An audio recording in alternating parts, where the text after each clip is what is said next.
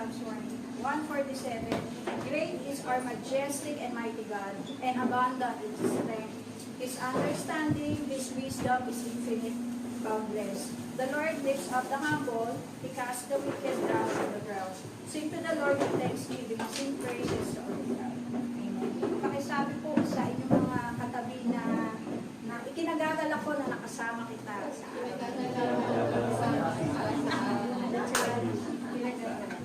at tayo po ay sama-samang magpupuri sa Panginoon, sama-samang magpapasalamat. Taas natin ang ating Panginoong Diyos. There is none like our God.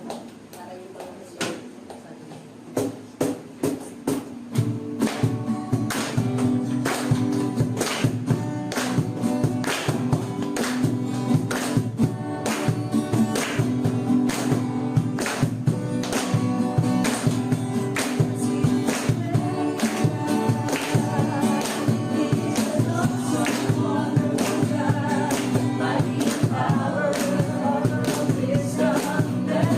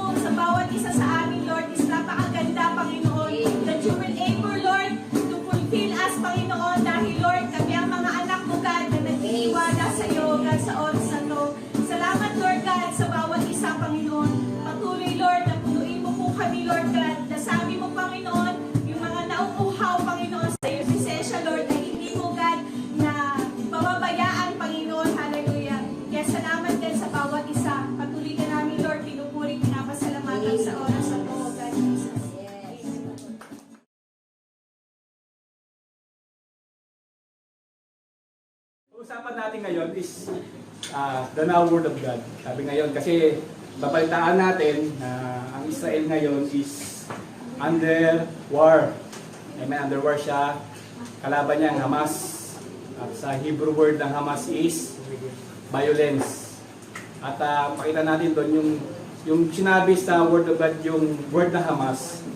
Doon ang naging hatol ng Lord doon, iniklian yung buhay ng tao. Naging 120. Diba dati, hindi, alas 900, one day or 1,000 year ang buhay ng tao dahil nakita ng Lord na pasama ang tao, Hamas, ang tawag dito sa Hebrew, is iniklian ng Lord yung buhay ng tao, naging 120.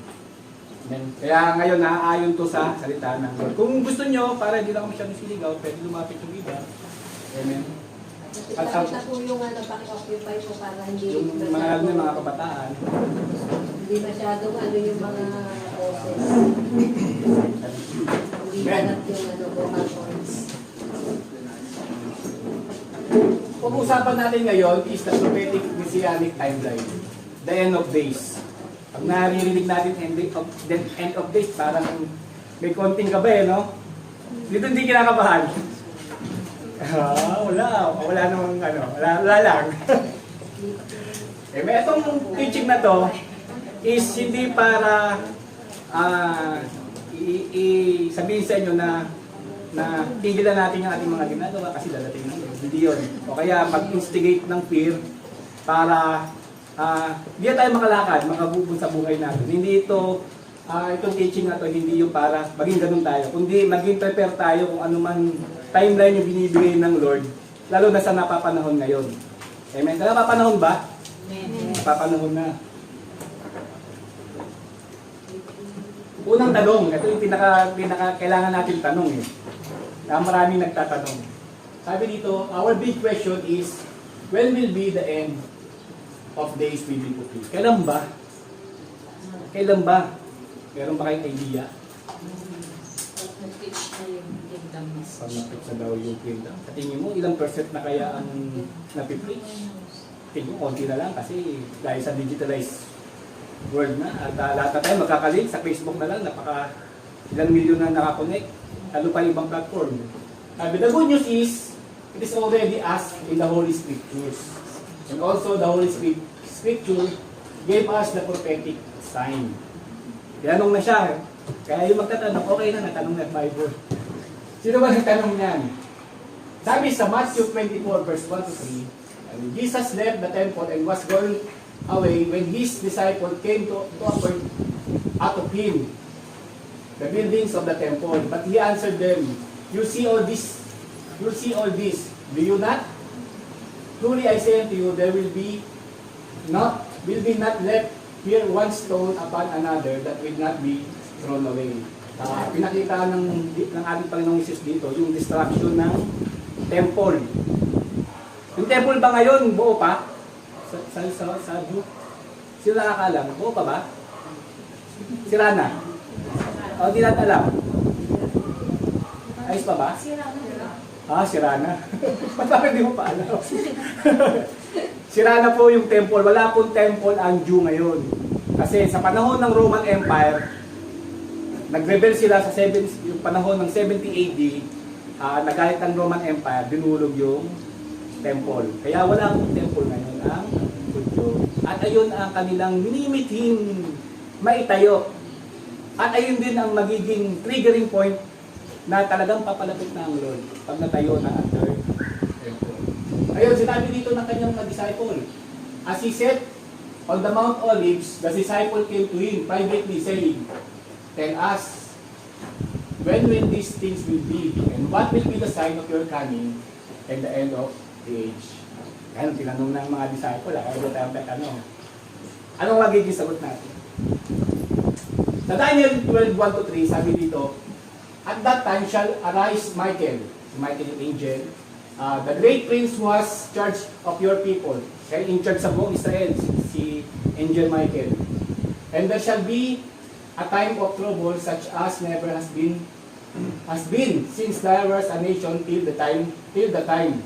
Sabi dito na magkakaroon daw ng trouble na hindi pa nararanasan ng kahit sino man.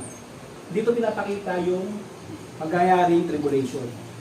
Diyan nagsimula yung salitang tribulation. Sabi dito, but at that time, your people shall be delivered.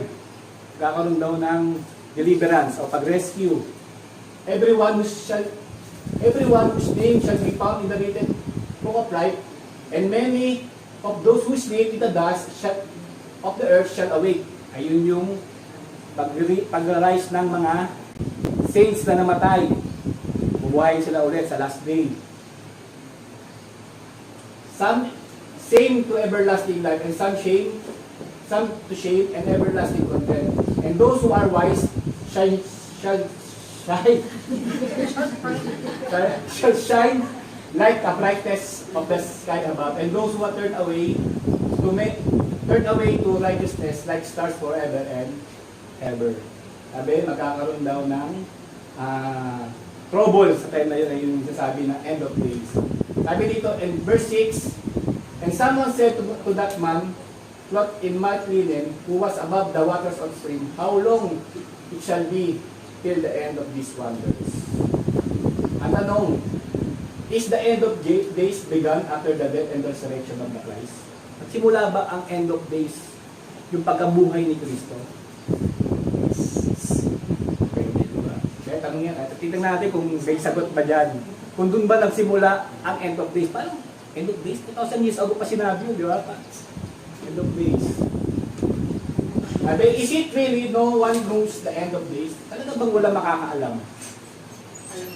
Ha? Nakakaalam, pero yung oras. Yan. Natin, kung nalalaman natin. Sabi dito, sa Matthew 24 verse 36, but concerning that day and hour, no one knows, not even the angels of heaven, nor the Son, but the Father only. Amen? Yung mga nagbasa niyan, parang tinuldukan na kagad yung salitang yan. So, na wala talaga makakaalam. Pero itong ano na to, yung passage na to, na ating Panginoong Jesus na sinabi, saan niya ba kinuha yan? Saan niya? Kasi ang ating Panginoong Jesus, hindi naman siya magsasalita na nulaan niya lang. Meron siyang context, meron siyang pinagkuha, meron siyang reference. Saan siyang reference na kinuha? This passage is directly connected to the timeline in the book of Daniel. Doon niya kinuha. Every time nang nagsasalita ang Lord, hindi siya nagsasalita ng ano-ano lang, nonsense. Di ba yung tatandaan natin? Yung sinubok siya ng Sanas sa wilderness, ano nangyari? Sabi, gawin yung bato itong gawin mo tinapay itong bato, baliktad. Sabi ng ating Panginoong Jesus, di lang sa tinapay na bubuhay ang tao, kundi sa bawat salita na namumutawi. Hindi naman siya niya hinulaan yun. Meron siyang kinote na verse sa Deuteronomy. Kumbaga, lahat ng kanyang sinasabi, in reference doon sa Tanakh. Ano ba yung Tanakh? Kasi sa Hudyo kasi, wala namang Old Testament. Kasi wala rin silang New Testament. Tawag sa kanila sa Bible nila is Tanakh. Pero yung 5 unang word, 5 unang book is the Torah. Pero kabuuan nun is the Tanakh. Ngayon, meron tayo natutunan kasi nakikinig ako ng Hebrew. Kunti na magiging Hebrew na ako. Sabi sa Daniel 12 verse 4, but you, Daniel, shut up the words and seal the book until the time of the end. Many shall run to and fro, and knowledge shall increase. Amen. Sa Daniel 12, 8 to 9, as for me, I heard but could not understand. So I said, my Lord, what will be the outcome of this event? Natanong niya yung naging outcome ng end of days. Sabi, he said, go your way, Daniel. For these words are concealed and sealed up until the end of time. May nakita niyo sa salitang until. Merong part na mayroon tayong mapupulfill bago natin malalaman. Kaya nga ang Lord, nagsabi siya ng sign. Pag napulfill yung sign, until the sign is fulfilled, malalaman natin na ito na yung katapusan ng mundo. Agree ba kayo? Sabi, in relation of time of prophet and Daniel, our Lord Jesus Christ, the timeline of the end of days is sealed. Walang nakakaalam. Ibig ba sabihin, pag siniled ba, hindi na ba ma-unsealed? Sige. Ha? Diba, sa panahon kasi ni Jesus is na-sealed pa daw. Panahon ni Daniel, naka-sealed pa. Pero sa panahon na ngayon natin ngayon, sealed pa rin o ma-unsealed siya? Okay, the question is, did our Lord Jesus said that the timeline of the days, at the end of days, will not be revealed by our Father? Pwedeng yes, pwedeng no. Para sa akin, no. Para sa akin kasi itong teaching na to, maging open-minded tayo. Diba? Hindi ko sinasabi ito na talaga yung ultimate na interpretation ng end of days. Nasabi ko lang, pwede maging possible siya na teaching. Kasi sabi ko nga sa Bible school, pag pumunta kayo, lahat ng bagay doon ay debatable.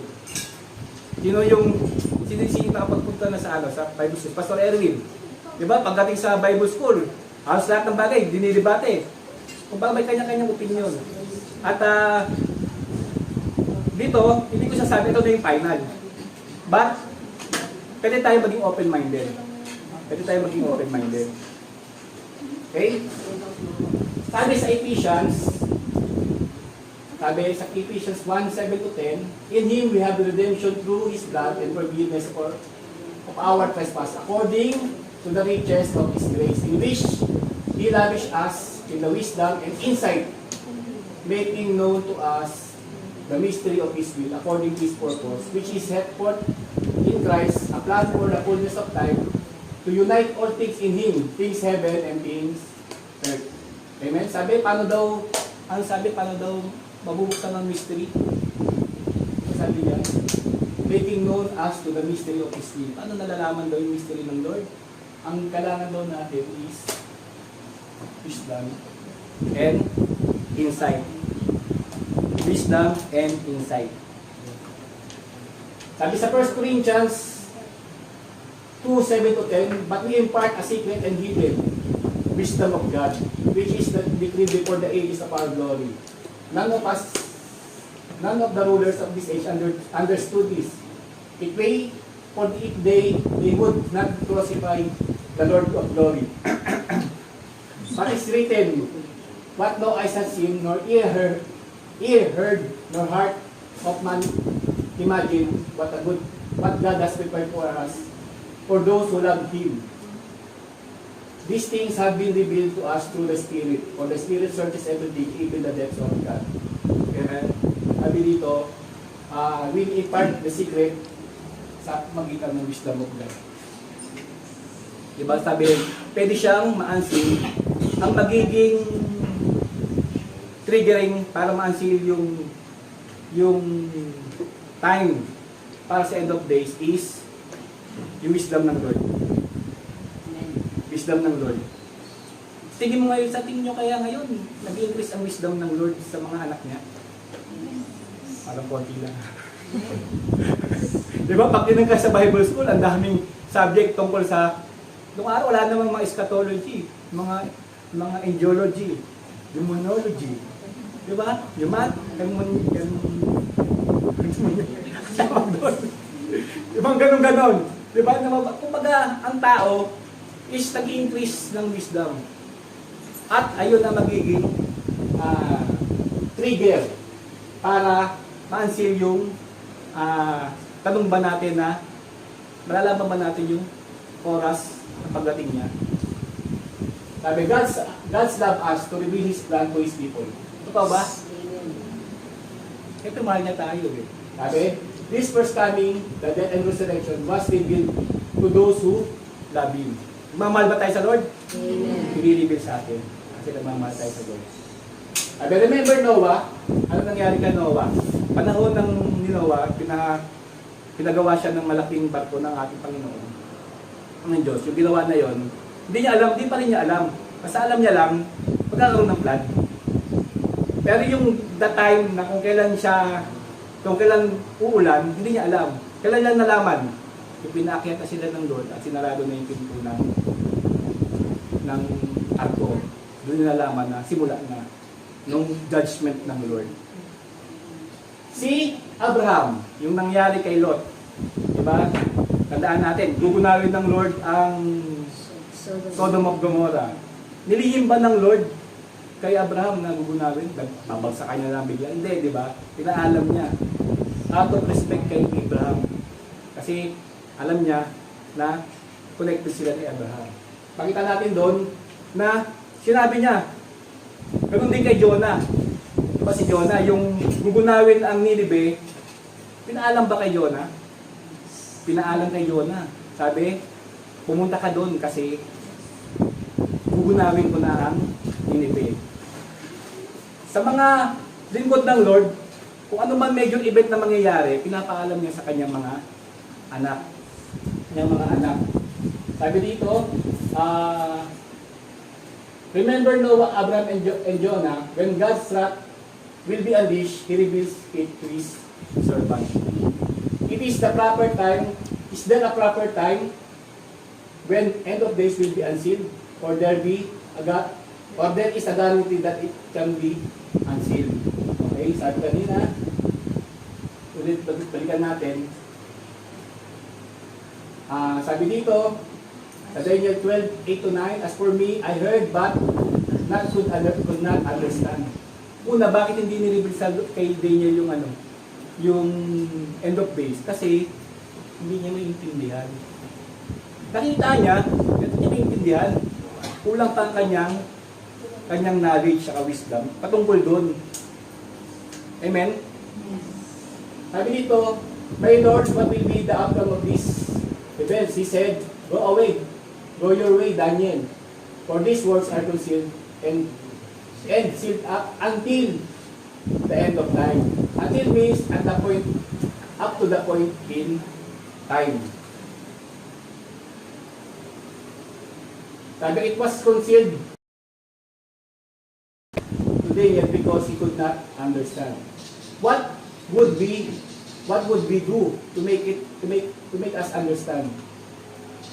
Sabi sa Daniel 12:4, but you, Daniel, shut up the words and seal the book until the time of the end. Many shall do and fro, knowledge shall increase. Magkakaroon daw ng increase ng knowledge. The increase of knowledge will cause to unseal the timeline in the end of days because we will understand the sign. Kung araw hindi na maintindihan yung nakita niya, pero hindi niya maintindihan yung mga sign. Pero sa panahon natin ngayon, dahil nag-increase na yung knowledge ng kanyang mga anak, tingin ko time na para ganun. Malayo ng telepono. Ako po. Ay, ikaw ba yun? Parang sabi, para layo na. Nasaan na? Yan. Sabi dito, the first century believers, the timeline of the end of days is still active until the later time. Paano naman yung sinabi ng ating Panginoong Jesus kanina? Di ba sabi, no one will know. No one will know. Sabi ng ibang mga commentator, sabi niya, yung pagkasabi ng ating Panginoong Jesus doon, para siyang idiomatic expression. Kumbaga, example, kunyari si Eyong, sabi ni Eyong, Mama Minang, mag-overtime ako sa Sabado. Ang tanong ni Minang, ano, ka uwi? Tama ba? Ganun ba tanong? Tapos ka uwi, para makapaghanda. Sabi ni, depende sa boss ko kung anong oras ako uuwi. Pero, sabi niya, depende sa boss mo, anong oras ka talaga uuwi? Siyempre, nakukulitan na eh. Ang sasabihin ni Eyong, malalaman mo na lang pag nasa pintuan na ako ng bahay natin. Para yung expression niya, yung dramatic expression niya, malalaman mo na lang na kauwi na ako dahil nandiyan na ako sa harap ng bahay natin. Parang siya sabi rin nun, malalaman mo yan na darating ng Lord kapag nandiyan na sa harapan mo. I-reveal niya na yung kanyang sarili na talagang parating na siya. Amen? Tandaan natin, ang pagdating ng Panginoon ay parang yun yan tulad sa panganganak, sa birth pain. Panganganak ng isang nanay. Di ba? sa panahon nila is hindi pa nila masyadong kabisado kung ilan talaga yung kung ilang mula sa kung ilang weeks. Kasi wala pa silang idea sa mga medicine eh. Wala silang idea kung ilang weeks ba. Alam na nila 9 months, di ba? Pero yung rough idea nung araw, parang ganun lang. Hindi siya kumbaga open lang. Pero sa panahon natin ngayon, dahil sa technology, napipinpoint na yung araw. Diba? O pwede ka ng mga anak sa ganito. Pero, hindi pa rin masyadong alam. Kasi talagang makakaalaman na kapag inaina ng OB. Oy, ano na to? 10 cm na to. Hindi na to pauwiin. Diba? Malalaman niya na. At makikita natin doon na dahil nag-increase na yung knowledge ng tao dahil sa pregnancy, is nalalaman niya na napipinpoint niya na yung kung kailan malapit na. Diba kasi sabi sa Bible, ang katulad daw ng pagdating ng Diyos is parang birth pain. Hanggat palapit ng palapit, pasakit ng pasakit.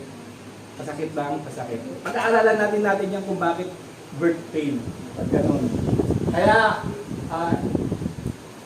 ngayon makikita natin na ready na ang anak ng Lord para malaman kung kailan siya dadating. Agree ba kayo doon? O hindi pa rin? Pag-isipan nyo, kasi sabi ko nga kanina, maging open-minded tayo. Open-minded tayo.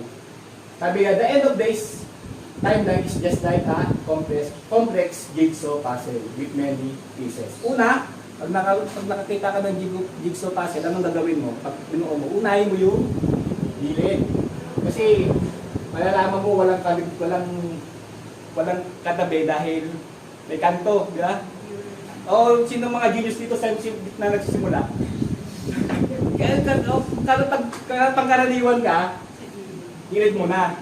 Tama ba? Tapos, along the way, makukuha mo na yung papunta sa gitna. Yung mga pieces ng bawat At along the way, ulit, nakaka-imagine mo na yung picture, ano yung lalabas. At dahil na-imagine mo na yung picture, padali na yung pagbuo. Hindi katulad nung nauna, medyo mahirap pa kasi wala ka pang idea kung ano yung jigsaw puzzle na yun. Lalo na pag walang kopya. Diba, ngayong mga jigsaw puzzle na yun, may kopya na eh. Pero kasusundan eh. Kung wala, talagang maghihirap ka. At dadating yung panahon na sobrang liwanag na, diba, sobrang liwanag na, ang dali mo nang pabuo. Pabilis ka na ng pabilis hanggang nabubuo na. Ayan ang jigsaw puzzle. Parang ganun din yung timeline ng Lord. Sa umpisa, sa panahon nila, hindi nila maintindihan. Kasi nagpapaumpisa pa lang. Pero along the way, dumadating na yung mga sign, nalalaman natin yung sign, nakikita na natin yung kabuuan ng puzzle, yung jigsaw puzzle. Pakita natin, panahon na yung pabilis na ng pabilis ang pagbuo ng jigsaw puzzle. Amen? Kaya, ready tayo lahat na mabuo ang puzzle.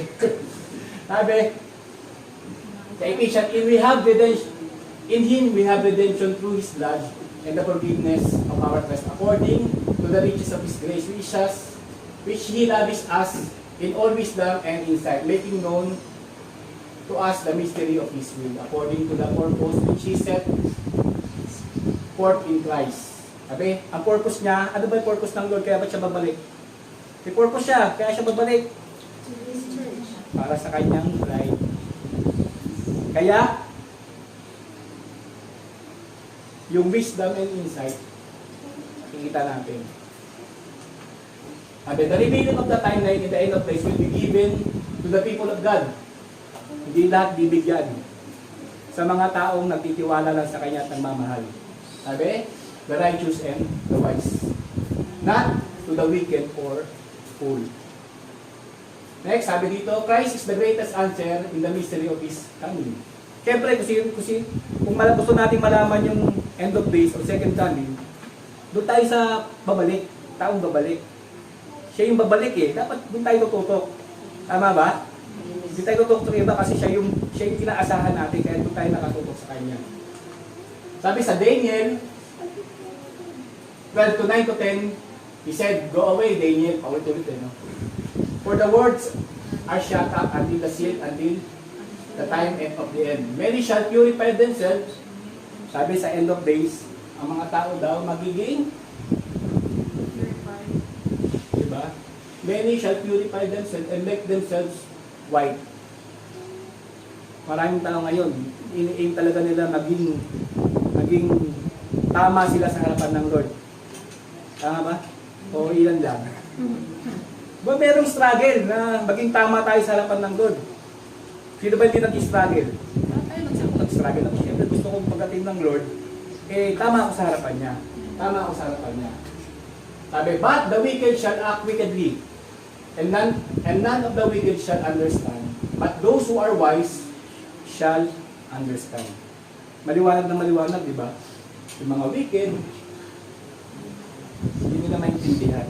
Pero yung mga wise, maintindihan na nila ang pagbating ng ating Panginoon. Naintindihan ba natin? Sabihin, hindi tayo wicked. Naintindihan natin. Sabi ni Miles Monroe, "The devil doesn't care how much knowledge we have. Much knowledge we have. We do have, as long as we don't understand it." Diba? O kahit anumang basa. Nabasa niya ba yung Bible? Diba nabasa natin last year? Nakatapos tayo na isang round eh. Diba? Diba? Paano natin naintindihan yung yung salita ng Diyos? Para bang nabenta? Para bang K-drama? Paano ba nagrema sa atin? Yung binibigay sa akin ng Panginoon itong timeline. Parang basa ko lagi sa word niya, sa Matthew pa lang. Parang pabalik ka na. Parang may connect lagi dun sa pagbabalik niya. Pag mayroong laging connect, sabi nga ang Bible, ang sentro talaga niyan, the coming of Christ and the second coming, the first coming of Christ and the second coming of Christ. Yan yung pinakabuod ng ating Biblia. Sabi, the lesson of the fig tree. Sabi, from the fig tree, lesson is learn it less. Pakibasa nga po. Parang hindi naman ako nauutan. From the fig tree there is its lesson. As soon as its branch becomes tender and puts out its leaves, you know that summer is near. So also when you see all these things, you know that He is near at the very gates. Amen. Sabi, si Micah, alam niya kung kailan yung panahon ng sa isang gulay o kaya isang tanim. Alam niya kung anong panahon yon dapat itanim at kailan dapat inaani. Kasi inaral nila yan. Dahil tayo, hindi natin inaral yon, hindi natin alam yung mga time frame ng bawat halaman. Tama ba? Ako hindi ko alam kung kailan tinatanim ang palay. Pero yung mga nag-aral ng tungkol sa palay, alam nila kung kailan tinatanim at kailan ani. Kasi pag wala sa panahon, mamamatay lang. Hindi siya sisibol. Sabi dito, dapat matuto tayo doon. Alamin natin yung season. Alamin natin yung season at malalaman natin na the summer is here. Katulad din nun, you know that is near at the very gates. Malalaman natin na sa pintuan na niya. Sa pintuan na ba ang Lord? Lala sa bago. Ayaw na bumalik si Lord. Sabi, you know that He is near at the very gates. Tama po, for us were the days. Pakibasa ba, Jack? For us were the days of Noah, so will be the coming of the Son of Man. For us in those days before the flood, they were eating and drinking, marrying and giving in marriage until the day when Noah entered the ark. And they were unaware until the flood came and swept them all away. So will be the coming of the Son of Man. Then 2 men will be in the field, one will be taken and one left. 2 women will be grinding at the mill, one will be taken and one left. Amen. Dito pinapakita na yung mga fool o wicked, sila yung hindi nakakaintindi sabi sa panahon ni Noah, sila daw yung walang ginawa kundi kumain, uminom, pagsaya. At di nila alam na sila ay masiswept away. Pero sa mga anak niya, dahil alam niya, nararating ang Lord, katulad ni Noah, nag-prepare sila. At naligtas sila sa pamamagitan ng arko. Isa pa, sabi dito, therefore stay awake, for you do not know on what day the Lord is coming. But know this, that the master of the household had known in what part of the night that the thief was coming, he would be stayed awake, and would have not let his house be broken into. Therefore, you must also be ready, for the Son of Man is coming at an hour you do not expect. Amen? Sa mga wicked daw, is para siyang thief. Pero pag sa mga anak niya, dahil ang mga anak niya is nag-stay awake, malalaman niya na may magnanakaw pala. Diba? Malalaman mo yung sign na mayroong magnanakaw. Ano una? May kumakaluskos. May sumisira ng bintana. Tama ba? May sign na pinapasok ka na. Pero pag wicked ka, anong gagawin mo? Tulog ka lang. Wala kang pakialam na ninanakawan ka na pala. Diba? Pinapasok ka na pala ng magnanakaw.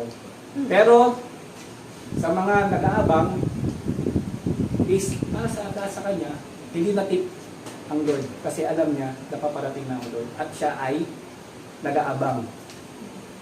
Sabi, tip of the night siya sa mga wicked, pero sa mga anak niya, dahil stay awake, malalaman niya ang pagdating. Kasi nakikita niya yung sign na may pumapasok sa kanyang bahay. Sabi, in staying awake, we will know these things that will lead us before it occurs. Because for us, the Messiah will not come to us like a thief. Because the wise will know the timeline before it occurs. Matthew 24, verse 45 to 47. Paibasa ulit. Who then is a faithful and wise servant, whom his master has set over his household, to give them their food at the proper time. Blessed is the servant his master will find so doing when he comes. Truly I say to you, he will set him over all his possessions. Amen. Sabi dito, dahil sino ba yung faithful and wise servant? Siya yung maabutan ng kanyang master na ginagawa ang kanyang trabaho. Amen. Kaya sabi ko nga, yung pagdating ng Panginoon, hindi naman ibig sabihin na, kasi sinabi ko kanina, ay maging dahilan kung bakit dadating na si Lord, hindi na ako mag-aaral. Mga kabataan, mag-aaral kayo. Kasi hindi yun ang kalooban ng Lord. Diba? Yung mga tatay, sabi hindi na magtatrabaho, dadating naman si Lord. Hindi yun ang kalooban ng Lord. Ang kalooban ng Lord is magtrabaho kayo at mag-provide kayo sa kanyang mga pamilya. Hindi porket alam na natin yung pagdating ng Lord, magiging idol na tayo. Gawin pa rin natin yung kalooban ng Lord. Hanggang siya ay maabutan tayo na ginagawa natin yung kalooban niya. Amen? Amen. Kasi, pag tayo naabutan ng Lord na ginagawa ang kalooban niya sa pagdating niya, sabi, He will set Him over all. Ibigay sa atin yung para sa atin. Yung reward. Sa Revelation 3:3, remember then what you receive and hear. Keep it and repent. Kung ano yung marireceive natin, keep it and repent. If you will not wake up, I will come like a thief, and you will not know at what hour I will come against you. Diba merong salita, if, kapag naging hindi ka alert, ang gagawin niya, dadating siya parang magnanakaw. Pero kung alert tayo, hindi siya dadating ng magnanakaw. Kasi alam natin na dadating na siya. May sense ba? May sense? Sabi sa Luke 12:57, you hypocrites, you know how to interpret the appearance of the earth and sky. But, why do you not know how to interpret the present time? Nasabihan niya dito yung mga Pharisee. Amen? Kasi panahon niya, tingin ng Lord sa mga Pharisee is fool o mga wicked. Sabi niya, nakikita niyo pero hindi niyo kayo interpret kasi hindi nila naiintindihan. Baka tulad ng sabi ng nauna kanina, yung wicked, they will not understand, but the wise will understand. Binumulag sila. Okay, sa 1 Thessalonians 5:1-3, pakibasa po. Now concerning the times and the seasons, brothers, you have no need to have anything written to you, for you yourselves are fully aware that the day of the Lord will come like a thief in the night. While people are saying, there is peace and security, then sudden destruction will come upon them as labor pains come upon a pregnant woman, and they will not escape. Amen. Nakita natin dito, yung wicked, nasabi niya, okay, payapa pa. Wala bang mangyayari sa atin? Yung gera sa Israel, hindi tayo apektado niyan. Hindi pa yung dadating na Lord. Gaya ng kaisipan ng hindi nagbabantay. Parang wala lang. Pero sa mga nagbabantay, lahat ng detalye na nangyayari sa Israel is pinag-aaralan. Ito na ba yung sign? Ito na ba yung nasabi ng Biblia, na prophetic na sinasabi ng Biblia? Nagtutugma ba? Ganun dapat tayo nagbabantay. Kaya ako, talagang tutok na tutok ako sa anong nangyayari sa Israel. Kasi totoo talaga sila yung timeline. Kasi kung ano mangyari ngayon sa Israel, pwede mag-result ng Third World War, World War III. Ano bakit? Kasi ang kaaway ng Israel is the Hamas. Ang Hamas naman, ang backup niya ay Iran. Ang dating tawag nila ay Persia. At ang backup ng Iran is, anong backup ng Iran? Alam niyo ba? Sino nagbabackup sa Iran? Hindi nyo alam. Sabi sa Bible dapat, increase natin yung ating knowledge. Diba? Ang nagbabackup sa Iran, Russia, North Korea, at China. Yung tatlong world power na yan. Kaya, kung ano man yung mangyayari, kasi, pag ang Israel, napatunayan niya ang Iran ang nagbibigay lahat ng weaponry ng Hamas, mayroon siyang dahilan para girahin ng Iran. Mayroon siyang dahilan. Kasi ito yung nagsusupply ng ng pangangailangan. Kaya kami binobomba eh. Kumbaga, backup siya eh. Eh, tingin nyo, pag ginera ng Israel ang Iran, hindi kakampi yung mga kampi. Eh, yung Israel, meron din siyang kampi. Kampi naman niya Amerika. Ano mangyayari? Labo-labo na. Kaya pwede mangyari, maging trigger ang Israel para magkaroon ng full-scale war. Agree ba kayo doon? Kung ano mang magiging desisyon ng mga leader ng mga world power, bantayan natin. Hindi natin, pag-pray natin sa peace of Israel, pero kung itong plano ng Lord, wala tayo magagawa. Kaya talaga yung para ma-fulfill yung prophecy, para makabalik siya, wala tayo magagawa. Ang kailangan talaga natin mag-pray, pray natin na kukuha na tayo ni Lord bago mangyari yun. Itong sabi there is peace and security. Actually, maraming beses na nakipag-peace ang Israel sa kanyang mga Arab country. Ngayon nga bago pa nagkaroon ng Hamas war sa Gaza, nagkaroon na sila dapat ng deal ng Saudi. Ang problema, nagkaroon nga naman ng sigalot. Hindi na naman natuloy yung sinasabi. Kasi ang Saudi is malaki ang impluensya niya sa Arab country. Isa yan sa mga impluensya. Pag sinabi ng Saudi na kampe, ayusin natin, peace, magkaroon ng peace. Marami susunod. Kasi malaking yung malaking say si kumbaga may say si si Saudi sa Arab country. Hindi natuloy. Dahil na naman dyan sa At ngayon nananawagan na sila sa ceasefire. Ito sabi na, peace na kayo ulit. Ceasefire. Kasi ngayon, alam niyo ba na nangyayari ngayon sa Israel na pinapababa niya ang mga northern Gazan, yung mga citizen ng Gaza, sa south, 1.1 million ang bababa sa loob ng 24 hours. Kasi bubombahin na nila yung North Gaza. Tingin nyo, kakayanin kaya ng mga citizen ng Gaza na bumaba within 24 hours? Actually, nag-spare na nga eh. Pero hindi pa rin binomba kasi nanawagan ng UN na hindi yun makatao. Pero kung magmatigas itong Israel, hindi, kailangan na namin ganahin kasi dyan nang gagaling sa underground, sa area na yan, yung mga missile. Kasi ginagawa kasi ng Hamas, nasa ilalim sila, doon pinapalipad yung missile. Tapos, yung mga tao nasa ibabaw, yung mga citizen, ginagawang human shield. Pag ginera niya yung nasa underground, siyempre tatamaan din yung nasa ibabaw. Tapos nireklamo sila. Against humanity. Ayun ang yung propaganda nila. Yun ang propaganda nila. Na, tapos ang mundo, magagalit sa Israel. Dahil, crime to humanity. At yung sinasabi nilang the right to defend herself is invalid. Kasi makatama sila ng mga mga citizen o yung mga hindi naman dapat matamaan. Diba yung pinapaalis nga sila ng Israel, sabi ng mga Hamas, okay alis, ano lang yan, propaganda lang yan.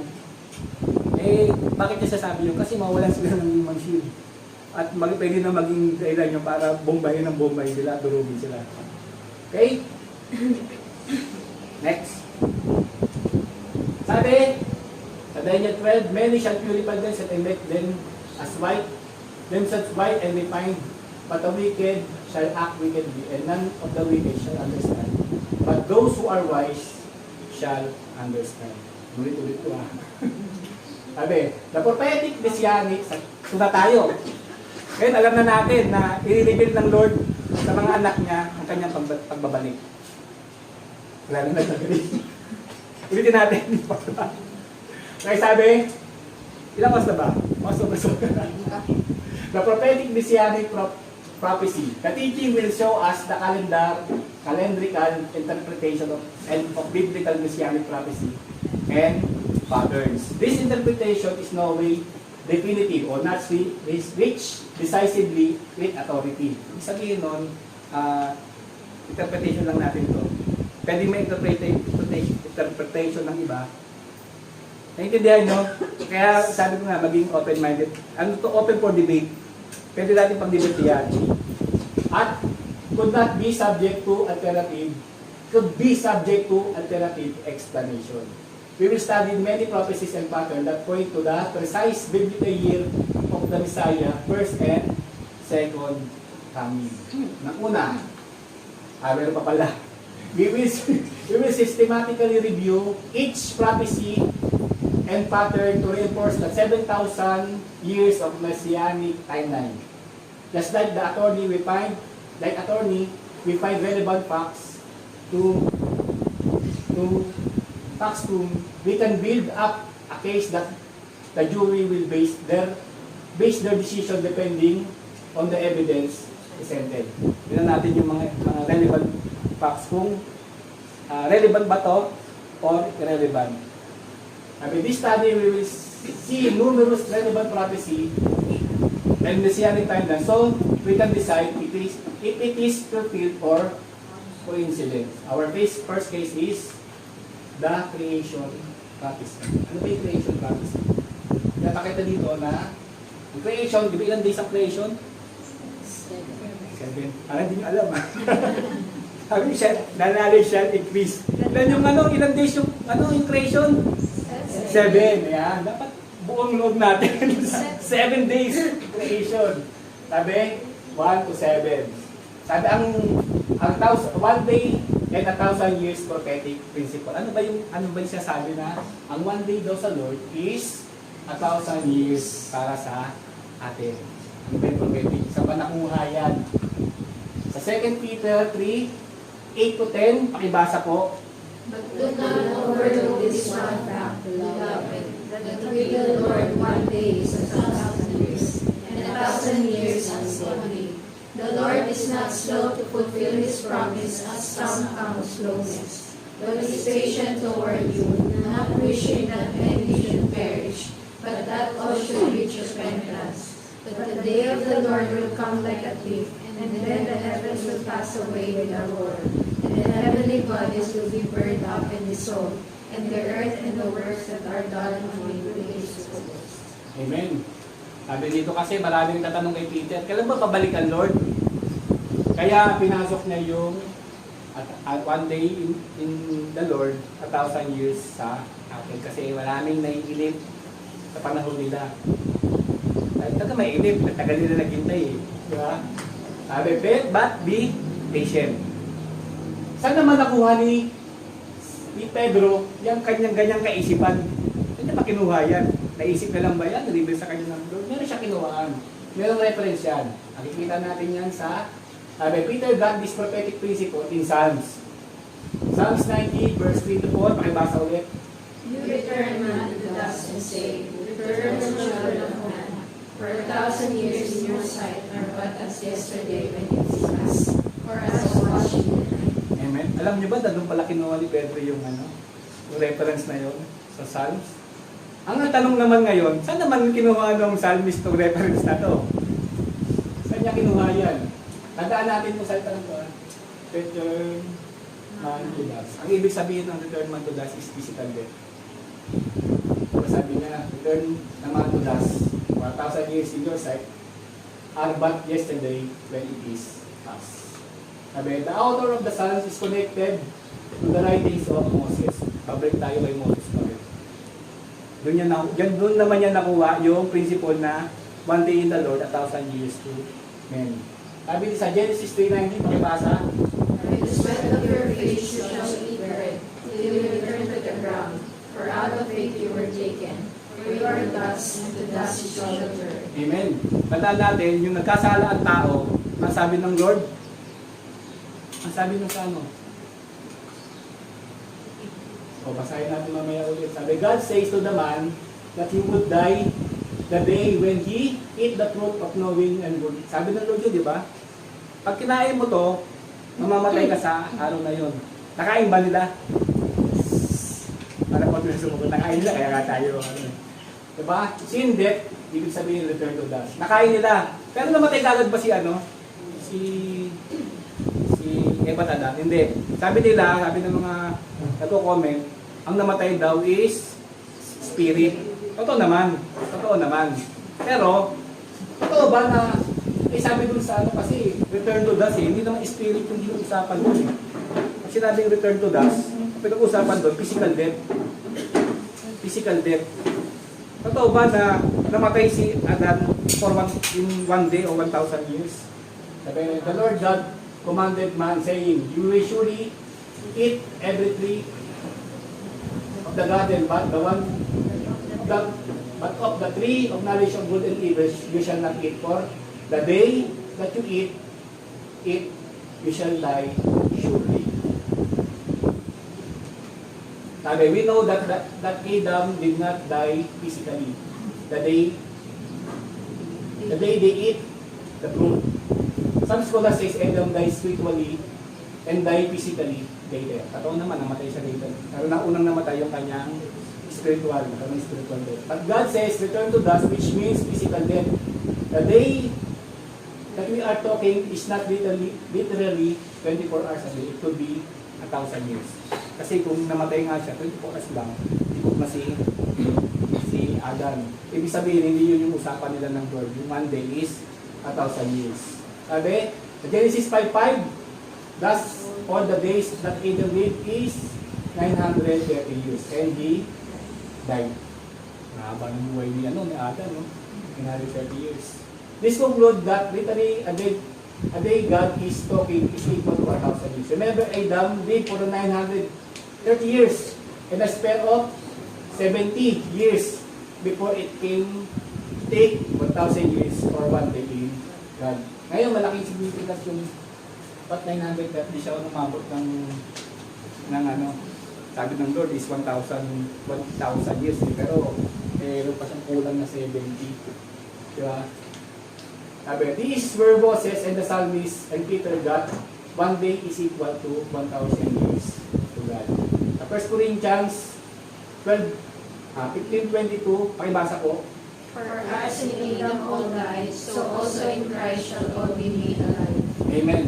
Pinapakita dito na ang first Adam at the second Adam is related to each other. Kasi si Adam, yun yung first Adam sa creation. Ang second Adam is Jesus Christ. Agree ba kayo doon? Sabi dito sa 1 Corinthians 15:45, pakibasa. Thus it is written, the first man Adam became a living being, the last Adam became a living spirit. Amen. Sabi si first Adam daw is a living being, and the last Adam is life-giving spirit. Sabi the first Adam and the second Adam was associated to each other. They should rule for 1,000 years. Sabi na kanya, pag-rule kayo, make dominion. Kaya sabi dito, pagka-create sa kanila dito, ang plano sana ng Lord, habang nagre-rest ang Lord, marunong sila dito. Diba? Marunong. Kaso nga lang, dito lang, ang problema na pagkatapos ng creation. Sabi, the first Adam, the second Adam. Remember when Messiah reign, it will reign which is similar to King David. Totoo. Related naman sa ating sa pag-reign naman, pagiging hari, related naman ang ating Panginoong Jesus sa kay King David. Tama? Sabi niya, mag-rule daw si King sa ating Panginoon katulad ni King David. Tulad ni King David. Pakibasa sa Luke 1:32. He will be great and will be called the Son of the Most High, and the Lord God will give to him the throne of his father David. Amen. Pinapakita dito, ibibigay sa kay Jesus yung throne. Nakatulad daw ng kanyang tatay na si David. Amen. Sa 1 Samuel 5:4, sabi, David was 30 years old when he began to reign, and he reigns for 40 years. Sabi niya, nagsimula daw siya 30 years, nagsimula siya mag-hari, nag-hari siya for 40 years. Namatay siya at 70. Related ba? Sabi niya, Adam is 930 years old. Pag binalas mo yung 70 years old ni King David, nabuo ba yung 1,000 years of reign? Pwede. Sabi nga, debatable to. Pero, di ba, nakumpleto. Both related to Jesus Christ. Kaya nabuo yung nasabing, pagkatapos mong kainin yung fruit ng tree of knowledge, mamamatay ka. On that day, namatay siya on that day, 1,000 years. Same as the reign of the Messiah, 1,000 years, was also called the day of the Lord. Pakibasa sa Revelation 20:6. Blessed and holy is the one who shares in the first resurrection. Over such the second death has no power, but they will be priests of God and of Christ, and they will reign with him for 1,000 years. Amen. Naniwala kayo nagre-reign. Pag second coming ng Lord, He will reign for 1,000 years. Kasama natin, kasama yung mga nabuhay. Sabi sa first, 2 Peter 3:1-7, pakibasa po. This is now the second letter that I write with you. Both of them I am stirring up your sincere mind by way from my mind, that you should remember the predictions of the holy prophets and the commandment of the Lord and Savior through your apostles, knowing this first of all, that scoffers will come in the last days with scoffing, following their own sinful desires. They will say, where is the promise of his coming? For ever since the fathers fell asleep, all things are continuing as they were from the beginning of creation. Amen. Ito sa passage ni Peter, kasi may mga sabi niya, may mga lalapit sa inyo na sasabihin, ang tagal naman nung nasabi mong last day. Ang tagal. Kasi panahon pa nila, lalong 2,000 years old, sabi niya. Alam ba Peter na matagal pa talaga? Kasi kaya nga sinabi niya, is that the scoffers will come in the last days with scoffing, following their sinfulness. And they will say, where's the promise? Saan yung promise? Or is coming? Saan yung promise of his coming? For ever since the fathers fell asleep, tulong naman Diyos, all things are continuing as they were from the beginning of the creation. Parang wala naman nangyayari. Kaya sinagot sila ni Peter. Ano sabi ni Peter? Pakibasa. For they deliberately overlook this fact, that the heavens existed long ago, and the earth was formed out of water and through water by the word of God, And like thy mist of this world, the system was village with water and birch. But thy same word that heavens and earth now exist are stored up for fire, being kept until the day of judgment and destruction of the ungodly. Amen. Pinapakita niya dito na the earth that was formed out of the water. Kailan ba ginawa yung water? Sa creation. Siniriparin mo water. Day 2. Diba? Bila natin kung ano nangyari sa second millennia. Kasi sabi 1,000 years is one day sa Lord. Sabi, we will see the second day of the creation is water that covers the earth. Covers. Sa day 2 daw, sa Biblia, dun daw kinreate ang water. Diba? Sa second millennia, water pa rin ang pinag-cover sa earth. Dahil sa panahon ni Noah. Kaya nga sabi ng Lord kay Noah, hindi ko na ulitin to. Magkakaroon ng covenant. Kasi tapos na yung day 2. Sa susunod wala namang water na ulit. Kaya one time lang talaga yung flood. One time lang yung flood. Sabi, what do the creation prophecies related to the coming of the Messiah? Peter responds prophetically when answering the question of the second coming of the Messiah and making the readers like us to extrapolate the prophecy. Peter is indirectly saying that the Messiah will come back after 2 millennia, after 2,000 years, mula ang pagdating niya. Tingnan natin, ulit. Let's see how the 2 times stamp of the coming of Christ. Sabi dito, dumating ang ating Panginoong Jesus at the end of 4th day, o 4,000 years. Sabi niya, babalik daw ang ating Panginoong Jesus para sa millennial reign sa 7,000 years. Saan na ba tayo ngayon? Dito na tayo. Lapit na ba dumating ang Lord? Kasi 1,000 years. Andito na po tayo. At papasok na tayo sa millennial reign ng ating Panginoong Jesus. Bago siya mag-reign, kailangan niya muna bumalik. Hindi siya mag-reign nang hindi siya babalik. Kailangan niya bumalik. Kaya, yan natin, 2,000 years. Sabi, let us see the time stamp. Sabi, ang sa Bible kasi, ang 1 Jubilee is 50 years. Ang 40 Jubilee is 40 times 50. 40 Jubilees is equal to 50 years per Jubilee. Umabot siya ng 2,000 years. Kaya, 2,000 years is 2 days in God. May kila sa Lord ka sa atin. Tapusin mo lang 2 prophecy. Makikita natin ngayon dito, madilim eh. Maliwanag pa sa ano? Sa anong liwanag na nga. Titignan ko dito sa mobja ko. Liwanag ang buhay eh. Pakita natin dito, day 1, kinreate ang darkness and light and darkness separated from creation. At sa day 1 ng tao, sa millennial year ng tao is, sabi dito, light and darkness separated by man. Nagkaroon ng sin. Light and darkness, nagkaroon ng separation. Second is, earth covered with water and separated the creation. Day 2, nagkaroon lang ng separation ng tubig.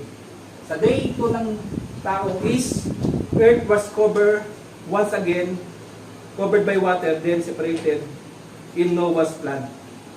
Sa day 3, ano ba yung day 3? 2,000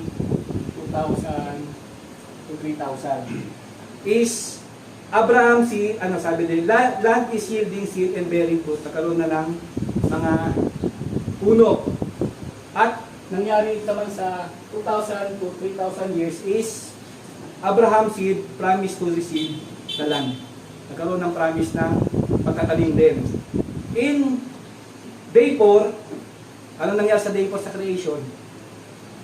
Lord, pinaghiwalay ang nagkaroon ng light, nagkaroon ng sun, nagkaroon ng moon. Amen? At sa day 4 is pinanganak yung Messiah. Sabi, Messiah came as the light. Sa iba naman, sabi, came as a sun sa Malakay 4:2 tsaka sa Luke 78 to 79 ba to? 78, 78 to 79. And fifth day, sabi, kinreate naman ang fish of the sea and birds of the sky and instructed to multiply. And sa day 5, ano naman in-instruct sa kanyang mga anak? Become a fishers of men. And binigay sa atin yung Holy Spirit. As like as a dove. Pakita natin doon na at sinabi, multiply. Sabihin nun, make disciple. Doon kinreate, di ba? Sa 5th day, pag-alis ang ating Panginoong Jesus, in-instruct niya na. Ganon din yung nangyari sa fish of the sea and birds of the sky. In-instruct sila na multiply. And day 6, sabi, man is created. Ay sinabi sa kanila, multiply and fill the earth and have dominion over all the creation. Sa atin naman, sa panahon natin ngayon, sabi nila, mula, ano ba yung 1,000 to 2,000 is nagkaroon ng exponential growth ang human. Diba? Yung panahon ng 1,000 years to 2,000 years, yung lifespan na yun. Ngayon, nung araw, ang panahon yata 1,000 years, eh nasa ilang milyon ng tao, 50 million. Pero ngayon, nag-blow up to 10 billion na ngayon, 7 billion. Sabihin nun, na-fulfill yung sabi ng Lord na multiply and fill the earth. Diba, nagkaroon ng katotohanan kasi yung last 1,000 years is dumami ang tao. At ganoon din naman yung population natin, dumami rin. Okay? At ang sa huli, ito, yung day 7, sabi yan, is the last day or God rested. Tama naman yung rest ng Lord dito. At tayo naman din mag-rest pagdating ng 7,000 years. Pagdating ng ating Panginoon. Ayun totoong rest natin. Amen.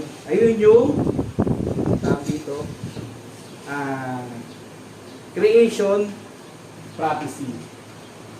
Ayun, sa Sabbath prophecy. Next week na natin kasi mahaba na eh. Maraming mga passages, titignan natin kung talagang dadating ang Lord. Pag makita natin sa plano ng Lord, yung 7,000 year plan niya, nandito tayo sa 6th day for the 6,000 years. At malapit na tayong mag-reign. Excited ba kayo? Yes. Naiintindihan nyo naman, baka meron, sabi ng kanina, debatable ito eh. Naiintindihan nyo o hindi maliwanag ba o... PM nyo na lang si Kuya Dan. Pero maliwanag, may naiintindihan nyo. Opo. Next week, marami pa tayong pag-uusapan ng mga case. Kung titignan natin kung relevant ba to sa pagdating ng Panginoon. Kasi yun, relevant sa pagdating ng Panginoon eh. Kaya sabi niya na after 6,000 years, babalik siya. Para mag-reign siya dun sa Sabbath day o the 7,000 years. Okay, tayo po ay tumayo. Ang ano ko lang, para hindi tayo mag-interpret kasi yung mga paglalalaman natin yung mga timeline. Parang ano yan eh, sa school, pag alam natin yung deadline, diba, nagiging last 2 minute deadline. Ganun ba? Cramming ba tayo? Hindi, dapat hindi tayo cramming. Kasi ahead of time, alam na natin na meron darating na pagsusulit. At kung wicked tayo, baliwalain natin yung pagsusulit na yun. Pero sabi kung wise tayo, mag-prepare tayo.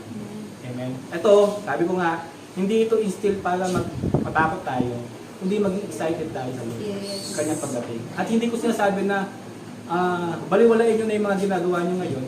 Sabi ko nga kanina, na paabutan tayo ng ating Master, ng ating Lord, na ginagawa yung kalooban niya. Diba? Hindi tayo nagpapabaya. Diba? Makita sa atin na kahit anumang mangyari, dapat tayo sa harapan niya. Okay? Amen. Tayo po ay yumukat manalangin. Lord, maraming salamat po, Panginoon, sa aking mga kapatid na nakinig ng iyong salita, patungkol, Lord, sa iyong pagbabalik. Naway mabuksan, Lord, ang aming isipan. At maraming salamat sa kanilang kaisipan upang pagmulay-mulayan namin, pag-nalayan namin, Panginoon, ng mga salita. At paano kami, Lord, maging prepare sa iyong pagdating. At hindi kami matakot, kundi magkaroon kami ng excitement, Panginoon. At hindi lang yung magkaroon kami ng excitement, Lord, magkaroon kami ng passion, Lord, Doon sa mga tao, Lord, na hindi makakasama, Panginoon, ang aming mga mahal sa buhay, ang aming mga kaibigan. Lord, gamitin mo kami, Panginoon, na maging daluyan, Lord, ng iyong kabutihan, ng iyong pagmamahal para sa kanila. Maraming salamat. I-empower mo kami ng iyong banal na espiritu upang magampanan namin yung mga mapunan namin, Lord, Lord, yung mga kahinaan namin, mga weaknesses namin. At ikaw, Lord, ang maging kalakasan namin.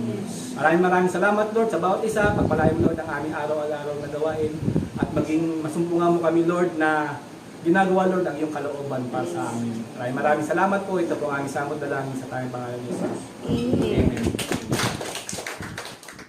Okay, so makita po natin na yung sa creation pa lang, isang biyaya po ng Panginoon. Doon sa 6 days ng pagka-create, ang sabi lang niya, sa kanyang creation, it is good. Pero yung nilikha po ng tao, doon niya sinabi, it is very good.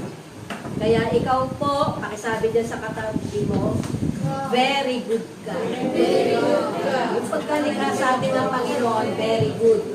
At yun pong sabi nga yung pangalawang pagbabalik, isa po sa, sabi ko nga yung naging, yung nakausap kong pastor, sabi niya, pangalawang pagbabalik ni Jesus, malapit na. At kung hindi ko kayo excited, sabi nga, yung sa apostles and prophets, kaya po binabalikan ko yung mga prophecies, alam ko na, i-share ko din sa inyo ito before, yung mga prophetic word na galing kay Dr. Jonathan David. At habang nakikita ko po yung nangyayari sa mga bansa, gera, yung putok ng bulkan, yung mga hindi mo akalaing mag-aaway-away sila. Yun. So talagang malapit na po. Kaya nga po, piniprepare niya ang church na maging maayos. At kasama po sa kaayusan na yan, ayun pong patuloy na pag-honor natin sa lahat ng binibigay sa atin ng Panginoon. Bakit po sinabi sa mga sa churches, may mga magnanakaw, may mga adulterous, may mga nagsisinungaling. Church po ang tinutuwid dyan, hindi po yung mga unbeliever. Kasi yun na yung way nila. So, nais po ng Panginoon, yung babalikan ng church, walang spot or blemish, hindi lang sa mukha. Okay? Hindi lang ito sa physical na kagandahan. Pero nais po niya na yung prinsipyo sa kanyang salita ay ipinamumuhay natin. At kung kunin man po tayo ng Panginoon ngayon, kung hindi man natin abutan yung pagbalik niya na buhay pa ang ating, buhay pa tayo at nasa ating physical na katawan, sa mga may edad na po katulad ko, hindi nyo ba inaantay na pagbalik ng Panginoon magiging bata kayo ulit? Hindi na kulubot. Wala nang kulubot. Hindi na kailangan ano yan?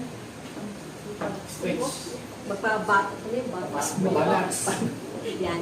So, wala na po yung mga sistema ng mundo para ka bumata, magpakulay ng buhok. Although, tatanungin ko si Nanay Glo kung ano yung pinagkukulay niya ng buhok na isinusuklay lang.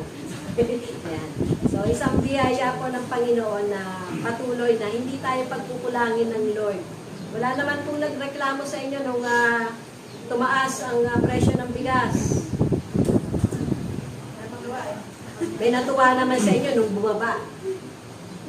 Ay. Kasi, di ba, hindi nyo ba maramdaman? Ako'y nakakita sa San Dionisio po ng mais na bigas. Ayun, mas masustansya yun, no? Kaya lang ayoko munang, sabi ko sa susunod na balik ko na lang. Saka ako bibili lang. Para matikman. Okay, so isang biyaya po ng Panginoon, hindi niya po tayo pagkukulangin. May nagkulang po ba dito sa inyo ng pamasahe pag pumupunta kayo dito? Wala. Nandito pa rin kayo, wala. Okay, so isang biyaya po ng Panginoon at isang pinagpapasalamat natin. So kasama po na ipanalangin nyo, may titignan po kaming mga lugar, hindi po tayo pinapaalis si Brother Edwin, no? tsaka ni Matthew.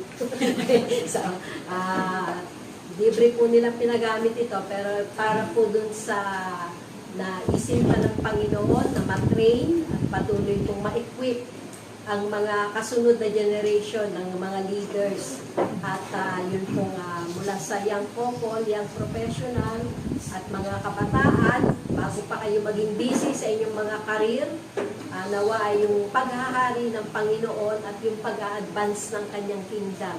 Kung paano sinabi na yung pag-disciple po ay tinatawag na ho tayo. At may mga humakbang na po, may mga bagong bukas na gawain sa Lieutenant Garcia Extension. Puro mga lalaki. Kailan lang namin pinag-usapan, paramihin nyo naman ang lahi nyo, mga lalaki. Kasi puro mga babae ko nakikita ko karamihan sa church. So, may mga ginagawa po at inaabot na mga ino-open ng Panginoon. Maging aware lang kayo, sino yung gusto yung pinapanalangin nyo sa inyong school, inyong business partner, inyong kapitbahay, na-sharean nyo, lalo na kung nakapag-one-to-one na kayo. At dun po sa mga may ka-one-to-one na walang booklet, turuan nyo po kung paano nila i-download sa app. Or kung hindi naman at kayo ay inuudyo ka ng Panginoon na mag-invest sa kanila. Hindi lang ng pagkain, ng physical, kundi even yung pong mga material na kinakailangan. Dahil i-encourage nyo rin sila na kung anong ginawa nyo, gagawin din nila sa iba. So, hindi po hihinto. Amen po ba? So, tayo po ay manalangin. Aming Ama sa Langit, we honor you and we accept, we admit, Panginoon, na lahat ng meron kami sa iyo po nagmumula. Mula sa kalakasan upang makapaghanap buhay, upang patuloy na ma-manage ang aming business ng maayos. Sa mga may business, dalangin ko po, Panginoon, na huwag po silang madaya at patuloy, Panginoon, na huwag pong ma-scam sa kanila pong mga investment, kundi every time, Panginoon, na meron po silang plano or may mga nag-alok, thank you for the wisdom. Thank you sa pangungusap mo, Holy Spirit. Ano yung hakbang na gagawin ng bawat isa nang ayon sa iyong kalooban kung paano mo po kami pagpapalain. Sa mga pumapasok sa hanap buhay, dalangin ko po ang lakas, ang patience, Panginoon, at gawin mo po silang ilaw sa lugar na kanilang pinagtatrabahuhan.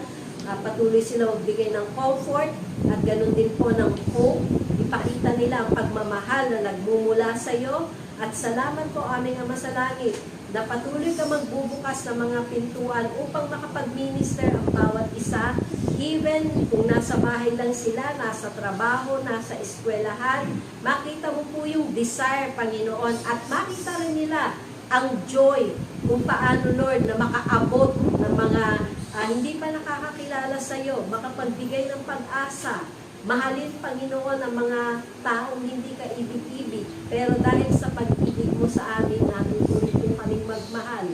At patuloy, Panginoon, na ibahagi ang kaligtasan at ang pagkakaroon ng buhay na walang hanggan habang nandito pa kami sa lupa. Salamat po aming Ama sa Langit, ikaw po ang maluluwalhati sa buhay ng iyong mga anak. Salamat sa repentant heart, Panginoon. Salamat sa pagbubukas mo po ng open the heart, Panginoon, ng mga taong amin pong share ng iyong pag-ibig. Thank you, Father God, na ikaw ang mangungusap. Salamat po sa mga anihing kaluluwa. Salamat, Panginoon, na tunay, Lord, makita ng bawat isa ang potensyal na inilagay mo at hindi po ito masasayang, Panginoon, kung kanilang gagamitin at kung kanilang isusuko sa iyong harapan. Pagpalain mo po at patuloy na palakasin ang bawat isa. Maging encouragement po kami sa aming mga mahal sa buhay. Huwag po nilang marinig na lagi ay nagre-reklamo kami, kundi yung pong pagpapasalamat sa lahat ng ibinibigay mo. Imulat pa lamang namin ang aming mata, Panginoon, biyaya na yun. May libreng hangin kaming nalalanghap, Panginoon. At kalakasan, patuloy na biyaya mo, Panginoon, sa aming buhay. Lord, with a thankful heart, marinig ko po ang iyong mga anak na lagi niyang papasalamat sa iyo. Hindi nagre-reklamo dahil alam po namin, ano man ang pinagdaraanan namin sa buhay, kasama ka po namin. Kung ikaw ay may mabuting plano, Panginoon, perfect ang iyong plan sa amin. Meron din pong plano ang kaaway upang kami ay sawayin, upang hadlangan, Panginoon, ang lahat ng mabubuting plano mo. And I pray, Panginoon, sa isang matatag na iglesia, matatag sa pananampalataya, hindi nagko-compromise, Panginoon, kundi patuloy na tinatayuan ang iyong mga salita na kanilang tinanggap, na kanilang ipinamumuhay at kanilang sinusunod. Dahil sa kanilang pagsunod, Panginoon, naandun ang reward mo, naandun ang pagbibigay mo ng blessing, Panginoon. Blessing na kaya lang namin, Panginoon, i-manage ng maayos. Hindi mo kami bibigyan ng sobra. Dahil ayaw mo, Panginoon, kung paano doon, Lord, panalangin ng mga ngaral. Huwag mo akong payamanin, baka malimutan kita, at huwag mo rin akong paghirapin, at baka naman maisumpa kita. Salamat, Panginoon, kilala mo ang bawat isa sa amin, at alam mo kung ano ang ibibigay mo na kaya naming pamahalaan ng maayos. Salamat, Panginoon, na patuloy na binabago mo kami sa araw-araw sa iyong kapangyarihan na nasa amin kung patuloy mo kung nakikita na nagsasubmit po kami. Pagpalain mo po ang bawat pamilyang naririto. Salamat din sa mga pamilya, Panginoon, na may pinagdaraan ng pagsubok na patatagin mo ang kanilang pananampalataya. And thank you, Father God, na huwag po silang bibitaw, Panginoon, sa iyong mga pangako at bilang church, Panginoon, ay makita po nila ang malasakit, ang pag-ibig, at patuloy, Panginoon, na biyaya mo, Panginoon, upang sila ay patatagin at tuloy na tulungan, Lord, sa abot po ng aming makakaya. Thank you, Father God. Ito po ang maluwalhati at patuloy na maitaas. Salamat, Lord, sa mga estudyante na ilalayo mo sa anumang kapahamakan, anumang tukso. At salamat, Panginoon, gagamitin mo sila upang abutin, upang ma-discern ang spirit ng mga nangangailangan sa kanila pong mga kaklase. At huwag mo pong hayaan na ang bibig nila ay hindi nila ibukas upang sabihin ang kabutihang naranasan nila sa piling mo. Thank you, Father God. Ikaw po ang patuloy na magpatatag sa iyong iglesia at balikan mo ang iglesia na walang spot or blemish. Sa pangalan ng Ama, ng Anak, at ng Diyos Espiritu Santo.